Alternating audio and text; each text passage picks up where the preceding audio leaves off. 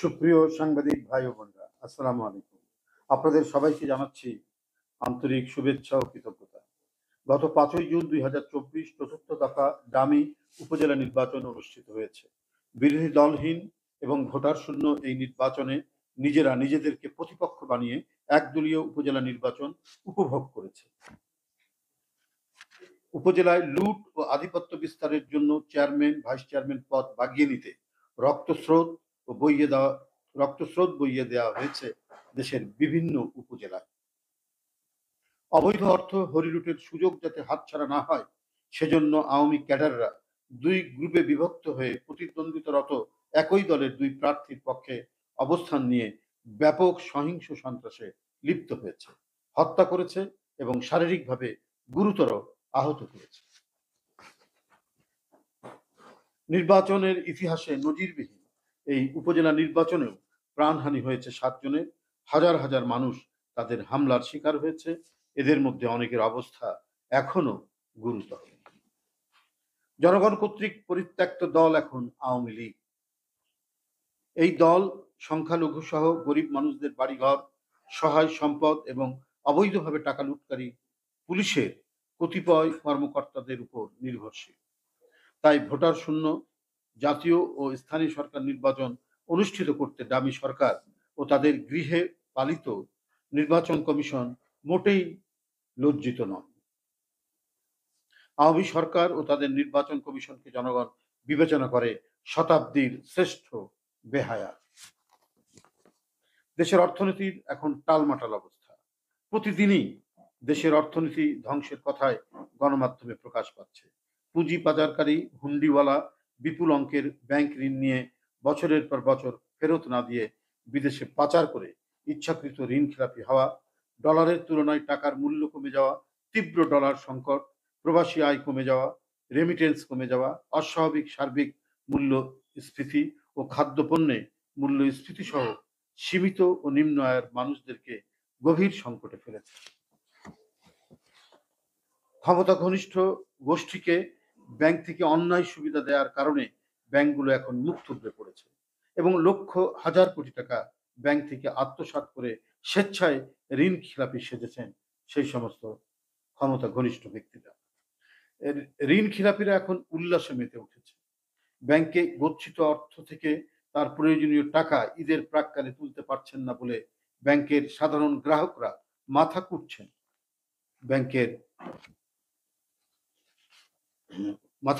আর ব্যাংকের স্টাফদের মাছি মারা ছাড়া এই মুহূর্তে আর কোনো কাজ নেই।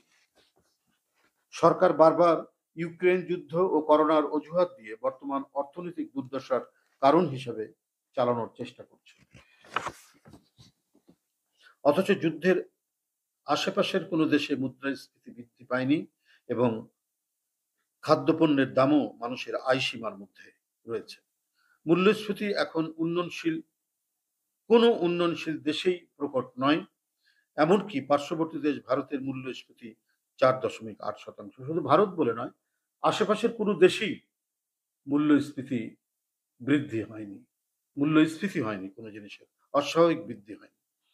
ভারতের বর্তমান রিজার্ভ যদি $643 বিলিয়ন হয়, তাহলে সেই হিসাবে বাংলাদেশের রিজার্ভ থাকা উচিত $80 থেকে $90 বিলিয়ন। কিন্তু তা এখন শূন্যের দিকে নেমে আসছে ক্রমাগত। লুটপাট, টাকা পাচার, অপচয় এবং মহাদুর্নীতি বাক্সের মধ্যে বন্ধ রেখে মূল্য বৃদ্ধি রোধ করা সম্ভব না। দিন দিন উচ্চবিত্ত ও মধ্যবিত্তরাও কোণঠাসা হয়ে পড়ছে। ব্যক্তিগত আয় ও জীবনযাত্রার মান দিন দিন প্রকট হয়। নিম্ন আয়ের মানুষরা, সীমিত আয়ের মানুষরা এখন ধ্বংসের দ্বার প্রান্তে। সাংবাদিক বন্ধুরা, দেশে আওয়ামী ফ্যাসিবাদের কালো ছায়া পরিব্যাপ্ত। রাষ্ট্রের সকল প্রতিষ্ঠান আওয়ামী কর্তৃত্ববাদী শাসনের অভিঘাতে বিপন্ন প্রায়। আইন আদালত থেকে শুরু করে সর্বত্র আওয়ামী হিংস্রতার আঘাত সুস্পষ্ট। দুঃশাসনের আঘাতে আইনের শাসন মনে হয় আত্মবলি দিয়েছে। যুবদলের সাবেক সভাপতি সাইফুল আলম নীরব বারবার সকল মামলায় জামিন পাওয়ার পরেও জেল গেট থেকে বেরোনোর সময় নতুন মামলা দিয়ে তাকে কারাবন্দী করে রাখা হচ্ছে। সবাই মনে করে স্বরাষ্ট্রমন্ত্রীর আক্রোশেই সাইফুল আলম নীরবকে কারাগার থেকে বের হতে দেওয়া হচ্ছে না। গত 5ই জুন 2024 উচ্চতর আদালতে রিট পিটিশন করলে আদালত কোনো ওয়ারেন্ট ছাড়া মামলা না দেওয়ার জন্য আদেশ দিলেও সকল মামলায় জামিনপ্রাপ্ত সাইফুল আলম নীরবকে আজও মুক্তি দেওয়া হয়নি। আওয়ামী বাকশালী শাসনের সংক্রমণে পুলিশি সিদ্ধান্ত সর্বোচ্চ মর্যাদা পায়। হাইকোর্টের নির্দেশকেও পুলিশ তোয়াক্কা করে না। চট্টগ্রাম দক্ষিণ জেলা বিএনপির নেতা ও বাঁশখালী উপজেলাধীন গন্ডামারা ইউনিয়ন পরিষদের সাবেক চেয়ারম্যান লিয়াকত আলীকে বেশ কিছুদিন আগে গ্রেপ্তার করার পর এখনো পর্যন্ত নতুন নতুন মামলায় তাকে জড়িত করে হয়রানি করা হচ্ছে। গত 9 জুন তারিখে পল্টনের মিথ্যা মামলায় গ্রেপ্তার দেখানো হয় লিয়াকত আলীকে। তাকে চট্টগ্রাম কারাগার থেকে ঢাকায় আনা হয় শুধুমাত্র হয়রানি করার জন্য।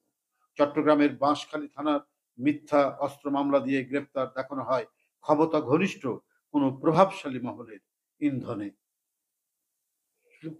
প্রভাবশালী মহল নয়, এবার খুব প্রভাবশালী ব্যক্তির ইন্ধন। তার স্ত্রী সন্তান অর্থাৎ লিয়াকত আলীর স্ত্রী সন্তানরা অসহায় অবস্থায় দিন যাপন করছে। তার উপর ভয়াবহ জুলুম ও হয়রানি বন্ধ করা হোক। আমি লিয়াকত আলীর মিথ্যা মামলা প্রত্যাহার করে নিঃশর্ত মুক্তির দাবি করছি। কেন্দ্রীয় ছাত্র দলের সাবেক যুগ্ম সাধারণ সম্পাদক ও গত ডাকসু নির্বাচনে ছাত্র দলের মনোনীত ভিপি প্রার্থী মুস্তাফিজুর রহমানকে গত 28 মে 2024 তারিখ রাতে কল্যাণপুর থেকে সাদা পোশাকধারী আইন শৃঙ্খলা বাহিনীর লোকেরা তুলে নিয়ে গিয়ে কয়েকদিন গুম করে রাখার পর আদালতে সোপর্দ করে। বর্তমানে পল্টন থানায় রিমান্ডের নামে তার উপর চালানো হচ্ছে ব্যাপক নির্যাতন। আমি এর তীব্র নিন্দা ও প্রতিবাদ জানাচ্ছি। গত 5ই জুন 2024 তারিখ হবিগঞ্জ জেলা যুবদলের আহ্বায়ক জালাল আহমেদ, চুনারঘাট উপজেলা যুবদলের সদস্য সচিব মোহাম্মদ লুৎফর রহমান জালাল, শায়েস্তাগঞ্জ উপজেলা যুবদলের নেতা মোহাম্মদ আনু মিয়া, মোহাম্মদ ফুল মিয়া, চুনারঘাট উপজেলা যুবদলের সদস্য মোহাম্মদ ওয়াহিদ মিয়া, সাদ্দাম মিয়া, মোহাম্মদ রুবেল, মোহাম্মদ জিতু মিয়া ও মোহাম্মদ ইউনুস মিয়া সহ মোট 23 জন নেতাকর্মী আইনের প্রতি শ্রদ্ধাশীল হয়ে একটি সাইবার ক্রাইম ট্রাইব্যুনালের মিথ্যা মামলায় আদালতে জামিন চাইতে গেলে সরকারের আজ্ঞাবহ আদালত তাদের জামিন নামঞ্জুর করে কারাগারে প্রেরণ করে। আমি তাদের মিথ্যা মামলা প্রত্যাহার ও অবিলম্বে নিঃশর্ত মুক্তির আহ্বান জানাচ্ছি। পাশাপাশি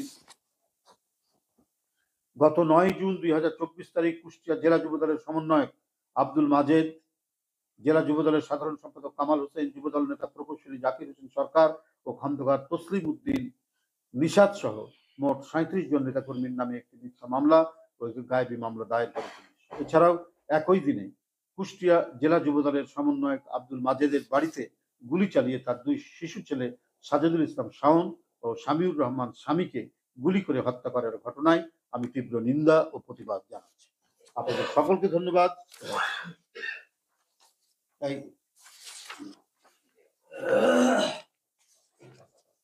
নিচে